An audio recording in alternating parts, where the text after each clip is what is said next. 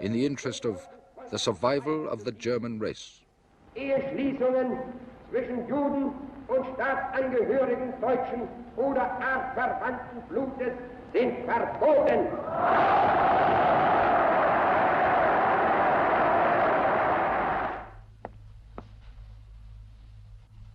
Race was taught at school. Nazi cartoons in school textbooks compared the strong, hard-working Aryan with the soft, crooked Jew.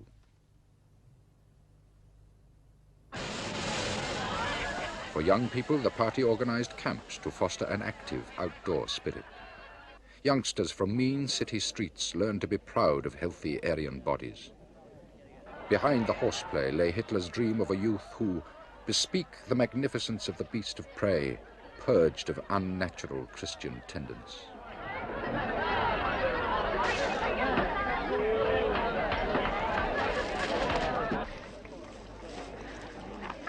Himmler was said by those who knew him to be like a country schoolmaster. He was moved just to see healthy blonde children. He set up foster homes for the illegitimate children of his men. Later, when war began, he urged them in deep moral earnestness to sire additional children outside marriage, to increase the stock of good German blood.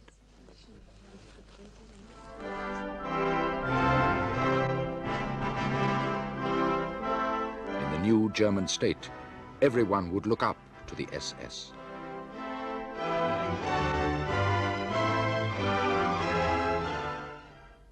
The SS was meant to be the guard of the movement and the militant arm of the movement. And as it was meant to be an elite, not only physically and racially, but also in terms of accomplishment and character, it could only be a minority. Konnte sie nur eine Minderzahl sein. Among these basic requirements, to give you the ideal picture first, was that they should be as blonde and blue-eyed as possible.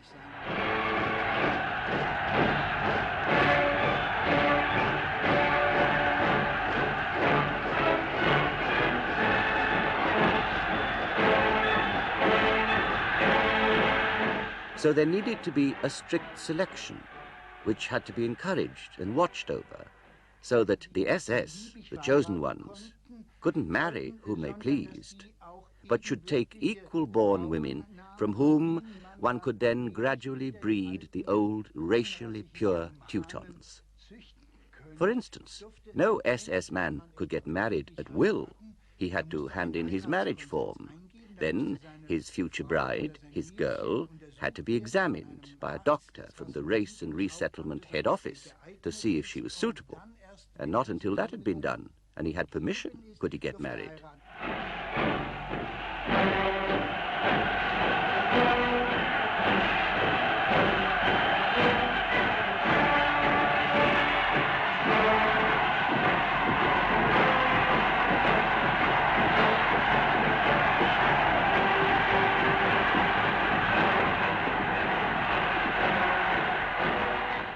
Himmler was the privileged executor of the will and the decisions of his Führer, Adolf Hitler, whom he idolized.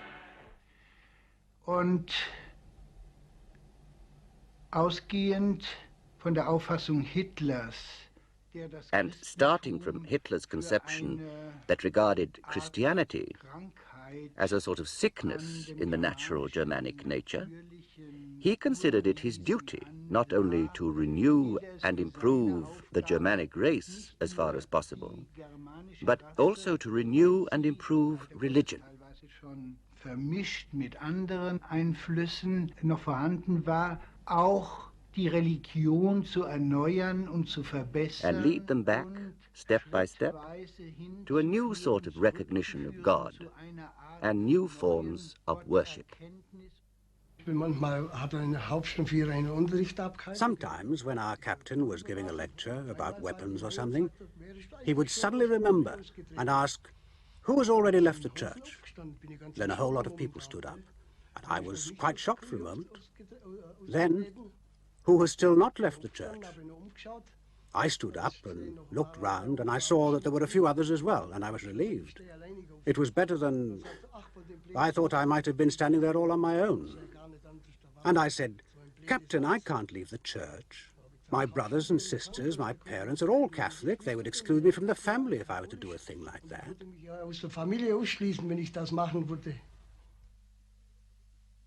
To replace religion, Himmler looked to the Teuton past. Germans dug into Nordic prehistory to revive the spiritual and cultural heritage of this, the greatest race on earth.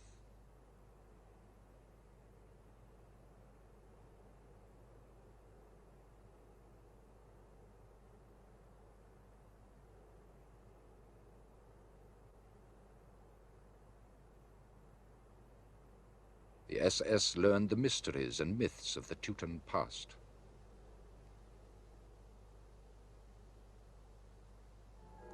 At Bad Tolz, a school was set up for SS officers, a school of chivalry, training mind and body.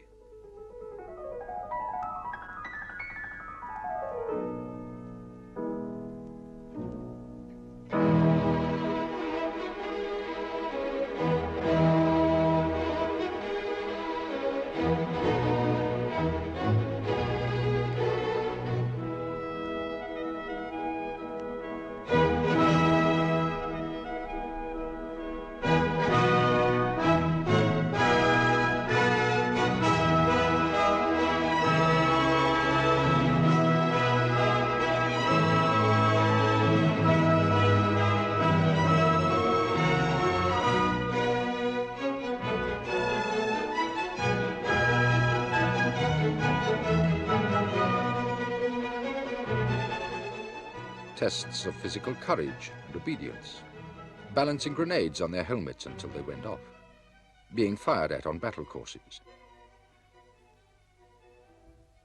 and porridge for breakfast, prescribed by Himmler himself because he admired the way it had developed English public school boys into empire builders.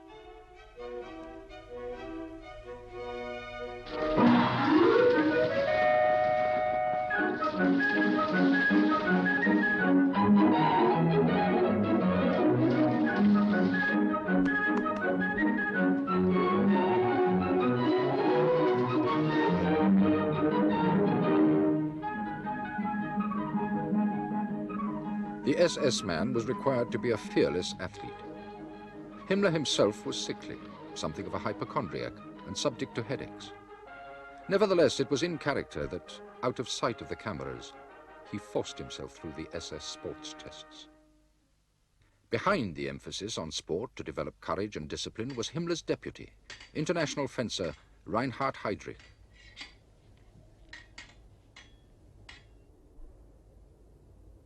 Thrown out of the Navy for womanizing, he had become head of the SS security department, the Nazis' instrument of terror and murder.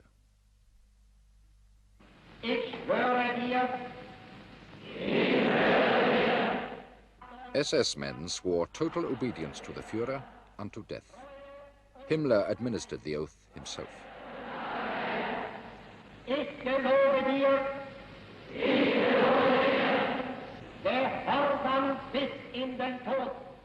They were inconspicuously brought round to the idea of themselves as the sons of light, that they stood in a fight against the powers of darkness. In all ways, the SS was based on the example of the Jesuit order, which had been founded as the elite guard of the Catholic Church by Ignatius Loyola, with very strict and severe laws. And Himmler had taken much from this: the hierarchy, the strict selection and leadership, and the punishments. Arbeit macht frei. Work sets you free. On the gates of Dachau concentration camp. As moral guardians of the Nazi system, it was logical for the SS to run punishment centers.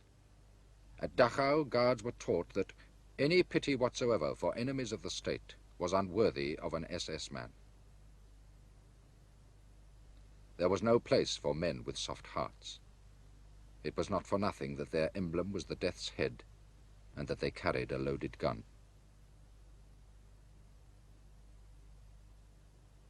Prisoners were to be reduced to total subservience by impersonal brutality, methodical cruelty.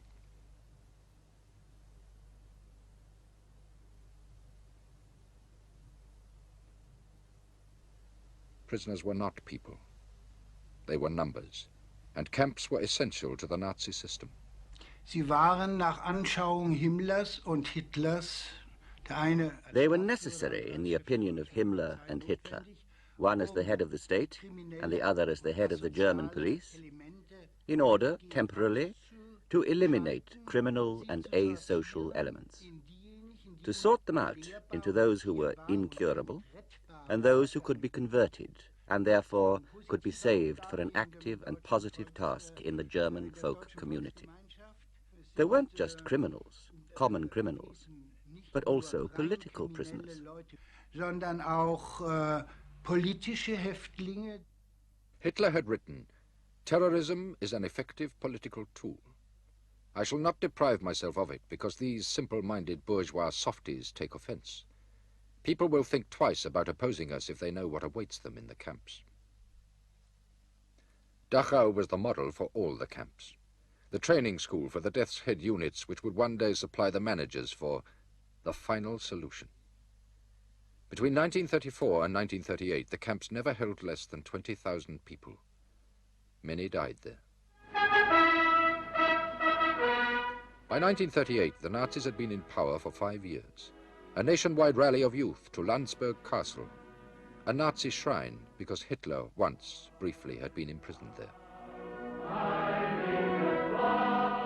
Germany, holy word, you will live without end, triumphing over time.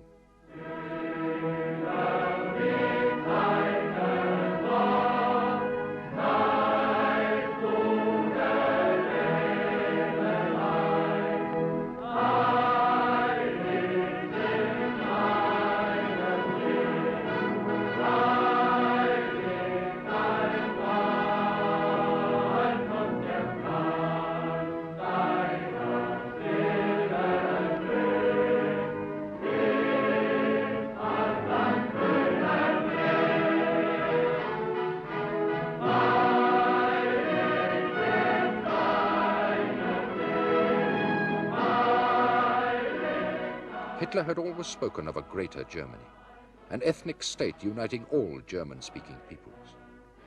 The time had come to carry the torch of the Nazi racial community beyond the confines of Germany itself.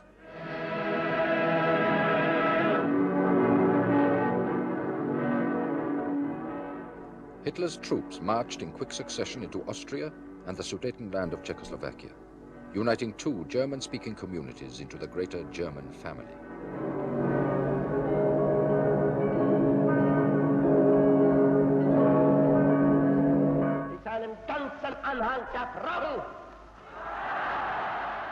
Hitler told his childhood city, Linz, that he had achieved an historic mission, and Himmler's men, helped by local Nazis, rounded up the opposition.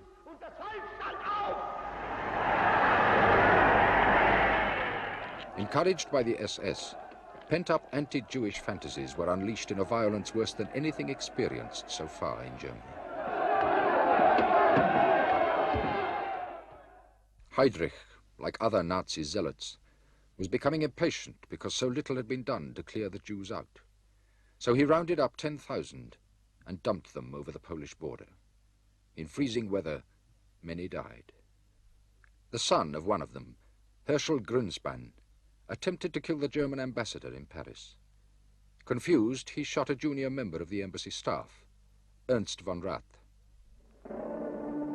Von Rath was hailed as a martyr of the Jews and given a full state funeral attended by Hitler amid the full glare of Nazi publicity, while in secret, plans were laid for the intensification of the emigration of the Jews. The Jewish question is to be solved now, once and for all. Hitler had warned that the party was not to be seen to instigate demonstrations against the Jews, but if there were spontaneous outbursts, it would not be their business to prevent them.